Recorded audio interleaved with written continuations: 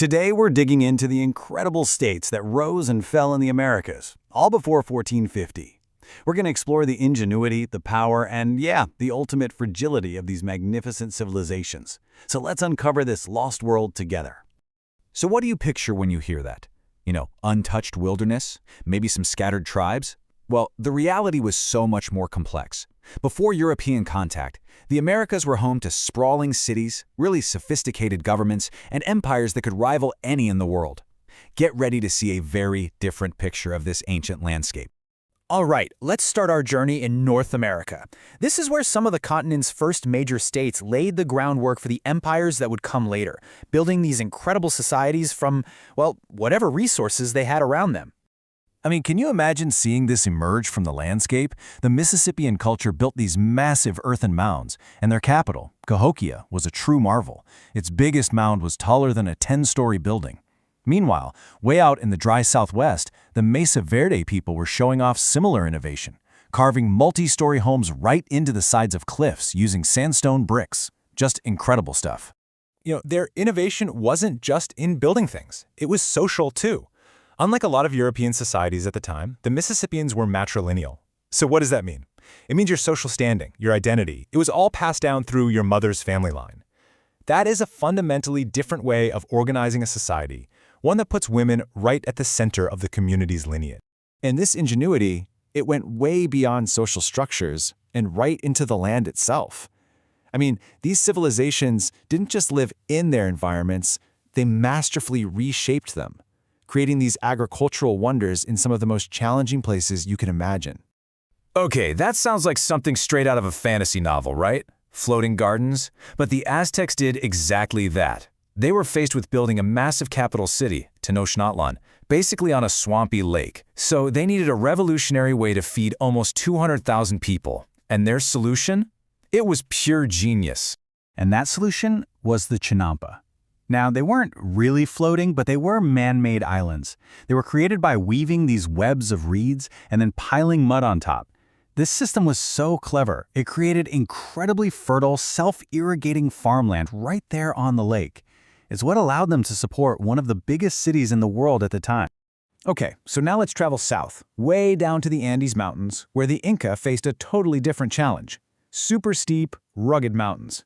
How in the world do you grow crops on a near-vertical slope? Well, just like the Aztecs, they engineered an incredible solution. They called this technique waru waru. Basically, the Inca carved terraces into the mountainsides and built these raised beds of soil that were flanked by water channels. This system was brilliant. It stopped erosion, and the water in the channels would absorb the sun's heat during the day and then release it at night, protecting the crops from frost. So smart. 25,000 miles. What does that number mean? It's the absolutely staggering length of the Carpanyan, the all-weather Incan road system. This was a massive engineering feat that connected their huge mountainous empire, allowing for communication, trade, and moving their armies. It was basically an ancient superhighway. So we've seen how they engineered their world, but now let's look at how they engineered their societies. How did they organize power? How did they manage huge populations? And how did they build their entire worldview around their gods? The Maya were really different from the centralized Aztec and Inca empires. They were more like a collection of powerful, competing city-states.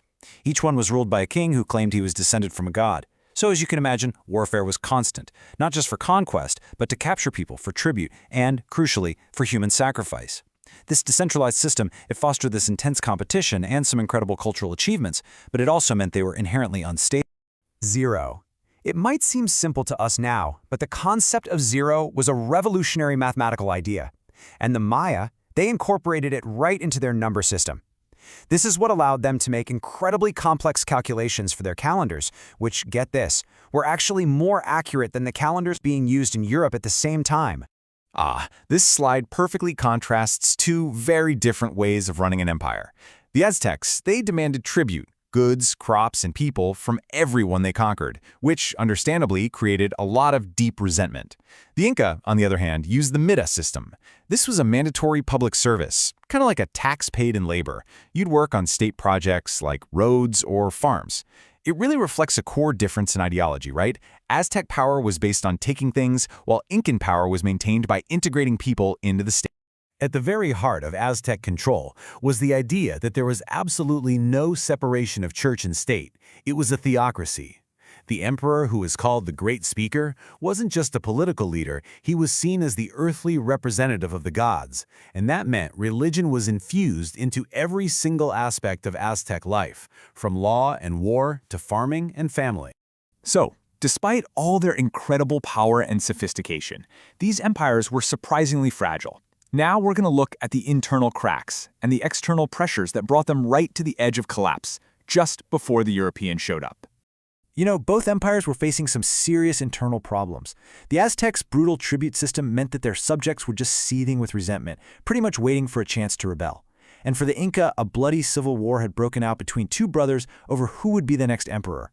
This left their military exhausted and the whole empire dangerously divided. Just look at this timeline. The Incan Empire existed for less than a century before the Spanish arrived.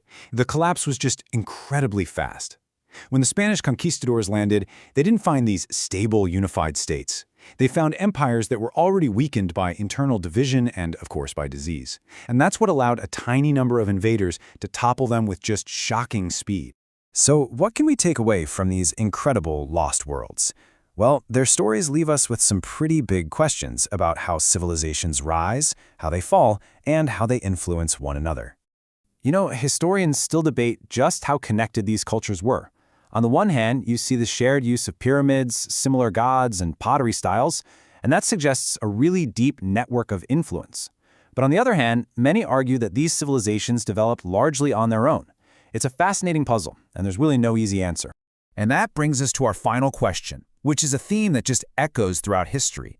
For the Aztecs and Inca, was the decisive factor their own internal weaknesses, the resentment and the civil war, or was it the arrival of an outside force with new weapons and new diseases?